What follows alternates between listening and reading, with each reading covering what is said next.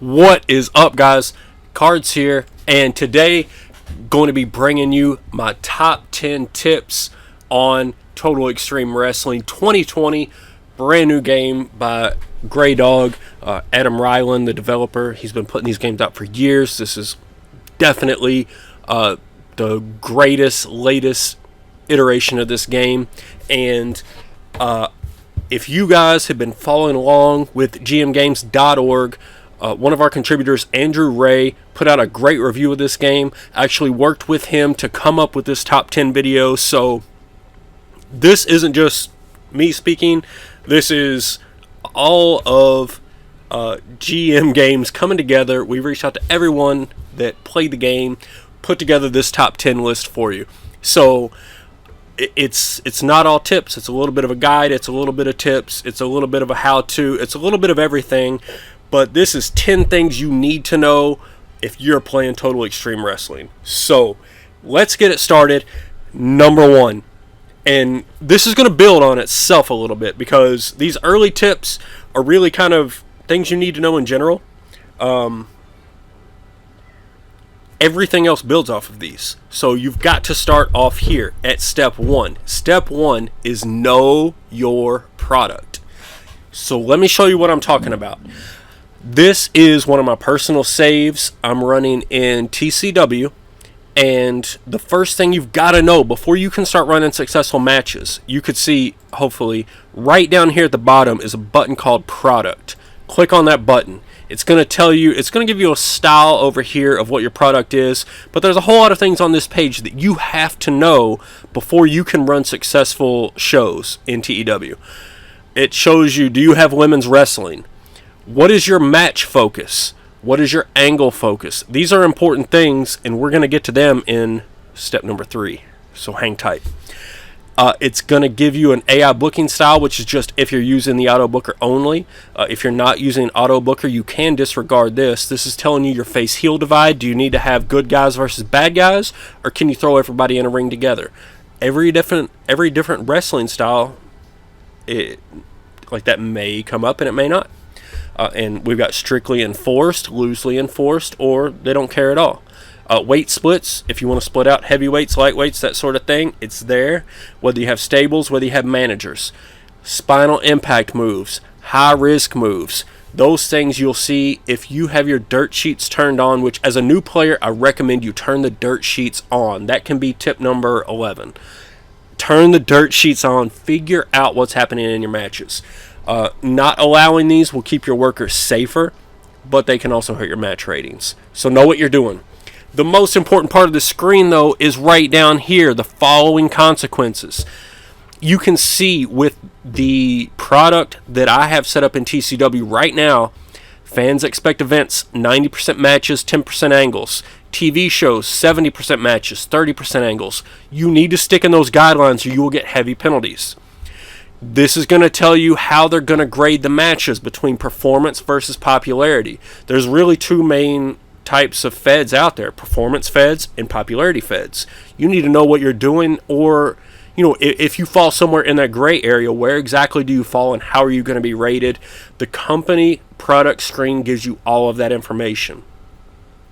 It's also going to tell me, like, for instance, for mine, extreme matches are going to get penalties.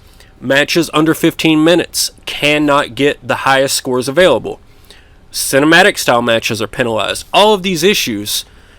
Also, I know in here, I would have to scroll down to it. TCW requires one storytelling and one wild brawl in every show. So if you don't do that, you're going to get penalized. If you're in a different product, those same things will not apply. So before you can even start to try to book an event or a TV show, you have got to know your product.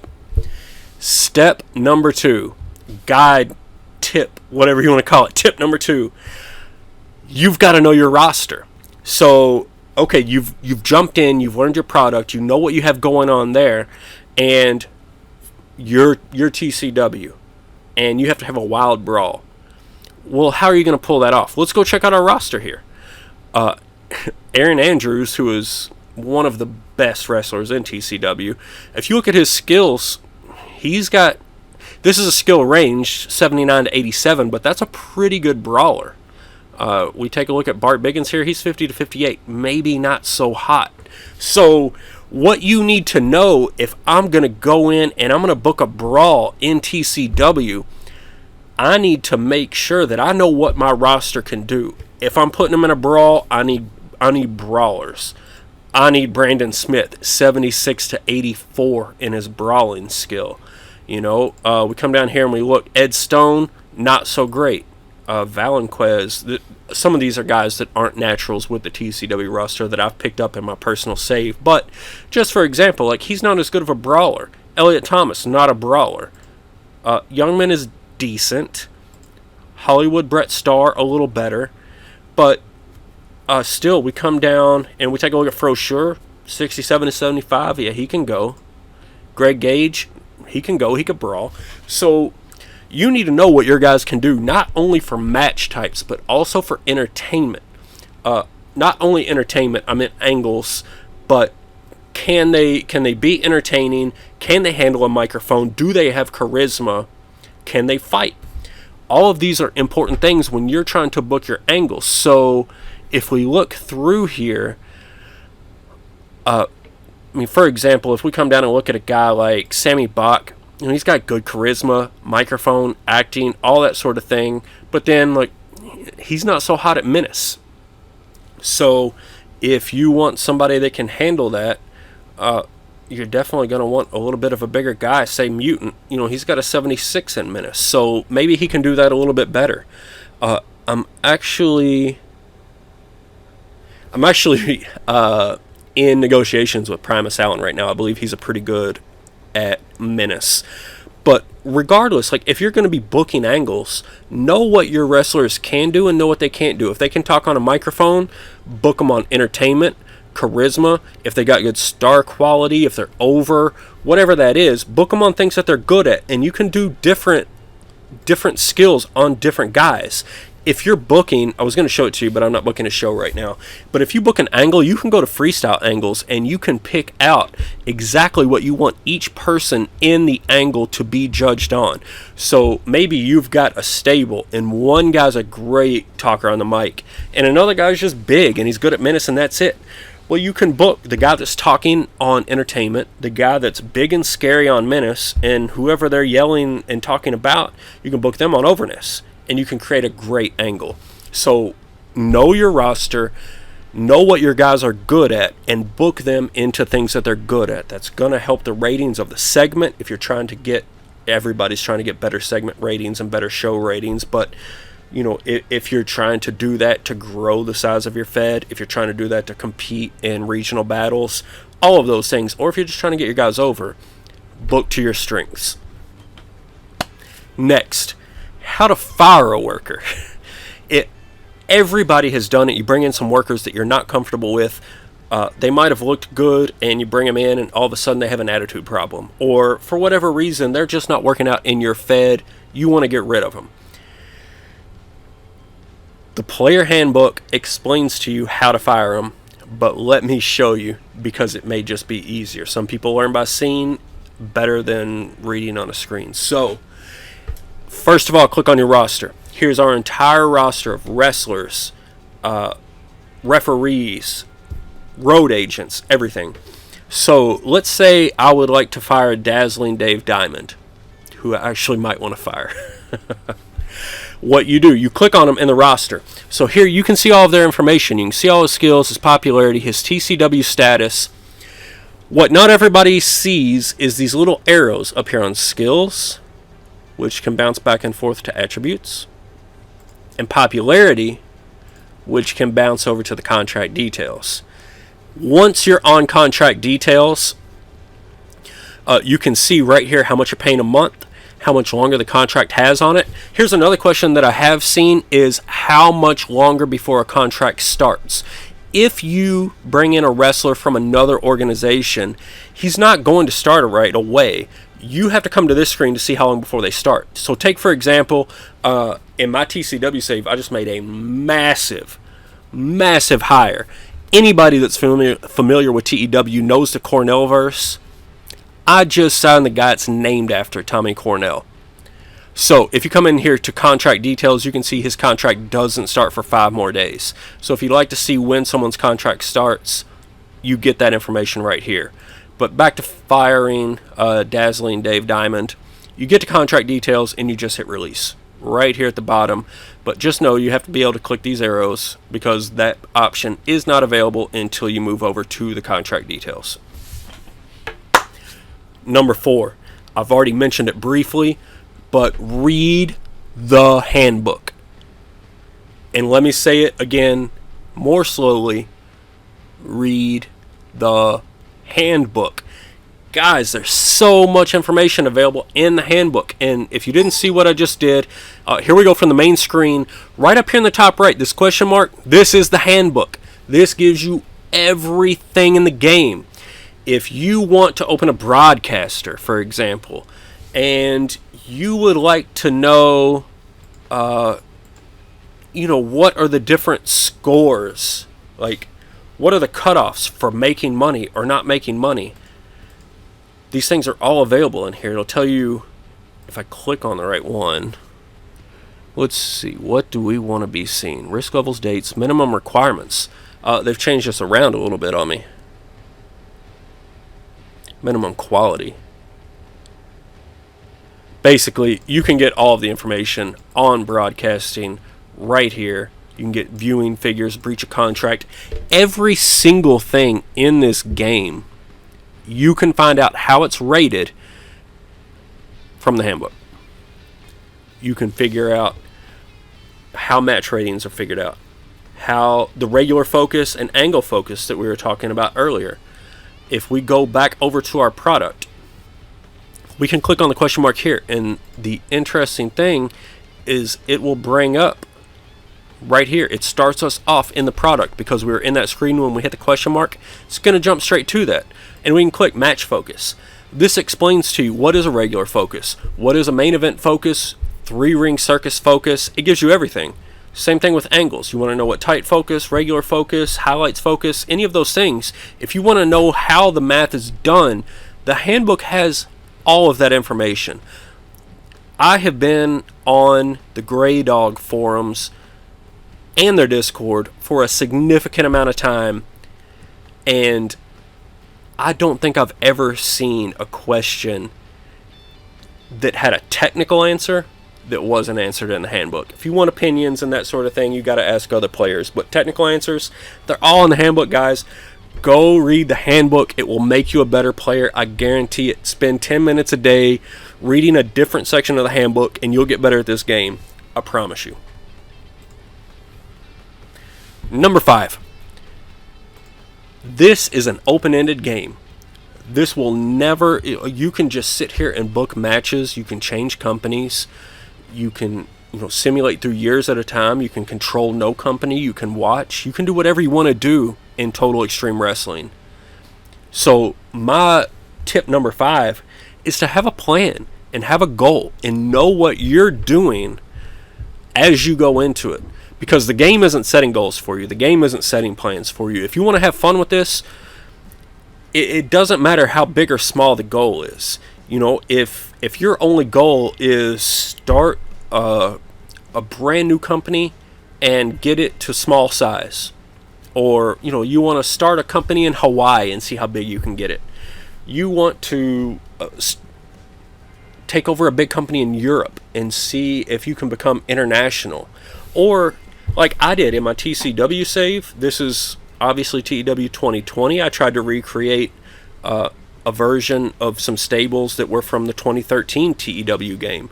And so my goal was just to bring in certain wrestlers and continue to grow them. It doesn't matter what the goal is. I can come up with hypotheticals all day. The point is, have a reason to play. Have a goal. Have an endpoint in mind that you can be working towards. Because once you get there, you can feel that sense of accomplishment, and then you can decide what you want your next goal to be, because the game's just not going to give it to you. So you need a reason to jump in every day, and it can change. If you want to have different games and different plans and different goals, that's wonderful. Just know what you want to do, because if you're just getting in and you're not heading anywhere, It's easy to burn out. It's easy to lose your way. So know what you're trying to accomplish, get there, and then set your next goal. It's a very, very big, important part of an open-ended game like this. Number 6, do not crush your time decliners. Time decline is a function, an attribute in TEW. It's been around for a while, and it's basically just where your older workers are starting to be less athletic, less powerful, all those sorts of things that age does to us. Don't crush those guys. They're valuable members of your roster, especially in popularity federations. Those guys, they can be great to pass off popularity to younger workers. They can be great to pass off basics, selling, brawling, all of those skills. They can pass those skills off and teach the younger workers if they're in matches with them, if they're in feuds with them, fighting them over and over. They're going to pass off more and more of that. So, guys, time decline isn't a death sentence. It's not. Think about the WWE. Would you tune in? People tune in right now to watch Brock Lesnar. People tune in to watch The Undertaker. The Undertaker's 53. You think he's not in time decline? You think Shawn Michaels wasn't in time decline when he had his last match? Even a guy like AJ Styles is in time decline. You guys aren't watching them? Their matches aren't exciting? Don't kill your guys in time decline. They might still be some of the best workers in your company. They certainly have something to teach the younger guys in your company. You've got to keep them around. You need to find a place for them, whether they're gatekeepers, whether you put them in as part of a tag team with a younger worker, whatever you decide to do with them, make sure you're still taking advantage of them because they're valuable. They truly are. Number 7. And we called this one, I told you I worked with Andrew Ray on this. We called this one All the Stuff in the Box. And I made this one number 7 for a reason. If any of y'all have watched the movie 7, what's in the box? What's in the box? Let me show you what's in the box. The box that I'm talking about. You can see here, we're back into our roster screen. Over here, our TCW status. It tells us that Aaron Andrews, considered a major star, works babyface. He's got an ace gimmick. It talks about his momentum, his attitude, and how long he's been here. There's a couple of different places you can click in the box, and it's going to give you some different options. The first one down here, I clicked on attitude right there where it said that he is happy. It's going to bring you to this screen. It's going to give you a little bit of a bio. Right here, you can change your workers' roles. If you don't want to be a wrestler, you want to be an occasional wrestler, a manager, on-screen personality, announcer, color commentator, referee, or road agent. You can change their brand if you have a brand split. I recently closed mine in TCW, but if you have an active brand split, you can change it here. If you need to change the division that the worker's in, if you need to give them a new manager, it's all right here. There's a couple of different buttons here with chemistry, suggest a name, create a new mask, that sort of thing. One big one is morale. Give bonuses or time off. If you have workers that have bad morale, bonuses and time off is a great way to fix that. So you can do all of that right here from that screen and save it. Now, what else can you do in the box? Right here where it says that he works babyface, you can jump in here. You can see he currently works babyface. No recent turns that could affect a change. You don't want to change people between face and heel too quickly, but this will tell you, obviously he hasn't had a recent turn that would have a negative effect on him turning again. It will tell you there's no turn currently prepared, so you can always prepare a turn, and then you want to let that go enough segments that the fans are ready to accept it, unless you're doing a shock turn. But the shock turns will be limited. If you do too many of them, it'll turn the fans off. So here is where you turn somebody from face to heel. So we got that. If I just clicked on gimmick, so Aaron Andrews is currently using the ace gimmick. Here I can rename his gimmick, I can tweak it if it's getting stale, I can drop it entirely, or I can prepare a new gimmick, and he'll start warming up from segment to segment on working up the crowd to be ready for his new gimmick. So we've got the face heel divide, we've got the gimmicks, we've got the attitude. I believe that is everything that this screen is going to give us. Let me double check and run through it, because you can just click on each one of these lines and it's going to tell you. I just clicked on the momentum, it has nothing. This is back to the morale. Oh, and here's a quick overview of his contract. So I clicked here on has spent 14 years with TCW, and it gave me a quick overview of his contract, which you can also get right here. So that gives you some information, and then you can click here to view the entire contract, which will bring it right back up. So that's number 7. Number 8, we've talked about knowing your product, and part of that is knowing how many active storylines you need to have so that you're not getting penalized. And let me just warn you, not having enough storylines is a massive penalty. This can be 5 to 10 points off of your show grade. Based on my experience, it's somewhere close to 5, but you really, really need to be meeting your minimum demand for storylines per show. Let me show you what we're talking about. Come down here to storylines. You can see I've got 6 of them set up right now. Right at the top of this screen, it tells you how many storylines you need to have and what is the minimum heat to meet the demand of the fans. And you've absolutely got to achieve this. It also tells you I'm expected to advance at least 2 storylines per show, with the exception of B shows. So anytime I'm running an A show, I need to advance 2 storylines, and I always need to have 3 storylines over 70 heat, or else I'm going to get massive penalties on my show. You just have to follow this. You have to make sure. There's a number of different ways to make sure that your storylines are active. One, you can have your guys wrestle each other, whether it's in a one-on-one, which I like to say for pay-per-views, whether it's a tag, 3-man tag, triple threat, quadruple threat match. If it's a completely unrelated, like I've got Sammy Bach versus Casey Valentine here. If I want Sammy Bach to face, say, Jay Cord, I could just have Casey Valentine be a distraction or cause outside interference or be a commentator on the match. Whatever it is, they just need to be involved in that match, and it's going to count toward my storylines. So you've got to make sure not only do you have the minimum storylines, but also you have to make sure you advance at least however many this screen tells you per show. So, as I told you before, all of this is going to build on knowing your product, knowing your roster, and reading the handbook. This is really, really going back to knowing your product. Know how many storylines you need, and know how many you need to advance per show. And keep in mind, this will change as you change in size. When TCW was smaller, I think I only needed 1 or 2 storylines, and now it's increased as I've grown in size. So anytime that your Fed changes in size, readdress number 1, know your product. See what you need for storylines. Make sure you're accomplishing that. Which leads into number 9. Utilize tag matches, guys. You've got to utilize tag matches. It is so clutch for keeping storylines going.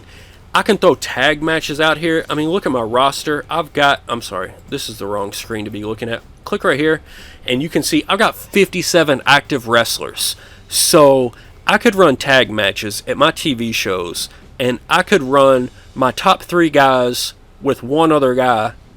So let's see, my top 3, that would take me down to 54 wrestlers. So I could run 54 matches with my top 3 guys and one other somebody, and not ever have a duplicate match. You can get, if you have it on, you can get repetitive booking penalties. That's for having the same exact match. If you change one guy in that, it's a new match. If you change it from a tag to a 3-man tag, or to a 4-man tag, or to a triple threat, that's a new match. But if you utilize those tags, you can mix up a lot of different storylines.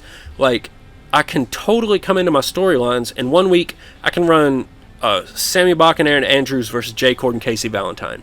The next week I can come back in and I can run Sammy Bach and Mainstream Hernandez versus Cam Bessie and Casey Valentine, which would actually be good. A little CV2 action there for any of you Maw fans. Valentine, Vesey, Cord, and Hollywood Brett Starr were the original Succession. So I brought them all back into TCW. That was my first goal. When we go back to number 5, have a goal and plan, I wanted to recreate the Succession, which I have completed, and then some. But anyway, if you utilize tags, you can keep those main events fresh. Not only that, the other thing that tags will do is it'll let your guys get higher scores because, obviously they get to take a break in the middle of the match. So pretty much every time I run a tag, when you run a match, in the main screen, it tells you how each wrestler does. When I look at my wrestlers in a tag versus in a singles match, the tag guys tend to get about 5 points higher per match. So that obviously, if I put 4 really high rated guys, that's going to give me a match that's more higher rated than a singles match otherwise may be. So you can run tag matches and boost those rankings all day long. I love to do that for TV shows, and it works out really well for me. The other thing that it can do is if you've got wrestlers with not great stamina, like we went back to Dazzling Dave earlier, his stamina is terrible. I can put him in some tag matches, and that's going to ease the burden on him. So he can go longer, where he may have only been able to go like 8 to 10 minutes. In a tag, he may be able to go 14 or 16 minutes. So you just need to experiment with that, but know how the tags work, know how you can use them to your advantage, and make sure that you do that, because you can boost your scores not only for a show, not only get your storylines over, get your main events over, but get your wrestlers over who may not otherwise be able to do it on their own. So tags are a vitally important of TEW. Vitally important part of TEW. You got to have them. Last on the list, save the best for last. Guys, you've got to know how to build momentum and build popularity. So first of all, if you have shows that are on television and you want to build momentum, you better have your guys on television. You better have them involved in interesting angles, involved in interesting storylines, and if you want to ultimately build their popularity, then you need to put them over other wrestlers that are of a similar popularity, either similar or higher popularity. You can't just break out your top wrestler and have him beat up your 20 popularity jobber and expect that it's going to do anything. It won't. It will not do anything. It'll have bad match ratings. It's not going to increase their popularity. None of that. So make sure that you have a plan, you're working storylines, and then if you're trying to build momentum, know who you're working. You cannot push everybody at once. You just can't. I know it seems like a fun thing to do. You like all your wrestlers. You're only hiring guys that you like. But you know what? Some of them have to lose. I don't know what to tell you. Some of them have to lose. So if you want guys gaining popularity, you need to put them in matches with other wrestlers who are as popular as they are or more popular, and they have to win. Now, you should know some of the match ratings or some of the match road agent notes that can affect that. Open match is one of them. Open match will have all of the wrestlers basically get an equal amount of offense in. So you could put a star in against somebody that's barely recognizable, and they're going to put on a decent back and forth match, which can definitely boost a lower guy, but it's probably not going to do a lot for a higher rated guy. You can also have tainted wins. If you want to have somebody interfere, then that's going to limit the popularity gain of the winner, but it's also going to limit the popularity loss of the loser. So that's something to be careful with, and be very careful back to knowing your product. That can turn some fans off. So know what you're doing from that perspective. You can also, if you've got somebody that you're trying to get over and you're willing to sacrifice somebody else, you can use the dominate road agent note. I believe there is a warning with that you need to make sure that the wrestler you're having dominate has a little bit of charisma or something, overness, something. You can't just have somebody dominate and have them go over. Double check your note. But you need to know all those things if you're trying to get somebody over. But long term, it's just having a storyline and sticking with it. If you've got 2 of your top guys and you want them both to be doing well, then you need to have a storyline where one wins one week and the other wins the next week. Go back and forth a little bit, or put them in angles where they both win. or put them in tags. We go back to utilizing tags. Have your baby face in a tag against your top heel that they're in a feud with, but let them pin the other guy. Let your heel pin the other guy in a tag match. All of those things can go into it. So building momentum and building popularity is absolutely a vital part of this game, but you have to know how to do it. Do it in a smart way. Use your storylines, know your product, know your roster, and know how those wrestlers can perform in the different scenarios. And all of those things can really go into building momentum, building popularity. I know you can talk to a ton of guys that have a lot of experience with TEW, and they can all give you plenty of stories. If they were in the C-verse and they've been playing it for years on years, they can all give you stories about how Koklov has built careers out of his menace ability, because they saw this guy has a high menace rating. We put him in angles that rate on menace, and we can go crazy. Now, that is something that's unique to 2020, is you can no longer just have great angles based on menace, based on overness. You need some action happening. You need entertainment, you need fighting, you need selling, you need all those things. So overness, menace, sex appeal, those things by themselves can't do it anymore, but they can still tag along. So if you've got a great talker that can be rated on entertainment, and then throw some other guys in it that are based on overness and menace, that can still work. You just got to have the entertaining guy, the guy that can fight, whatever you put that other rating on, so that something interesting is happening in your segment. So guys, that's it. That's my top 10 ratings.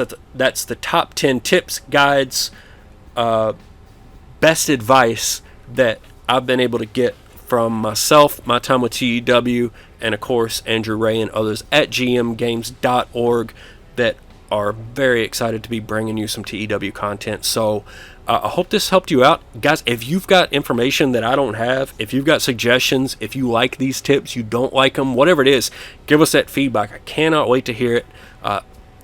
I'm trying to improve at this game every day. I'm sure you all are too. That's why you're watching the video. So let me hear it. If you like it, if you don't like it, anything, get me in the comments. Get us on the GM Games Discord. However you reach out to us, just do it. We're just trying to raise exposure on these games, make sure that people are aware of them, and we don't want anything to be intimidating. We want people to know how to play it, how to be good at it, and how to have a great time doing it. So I really appreciate you guys watching the video.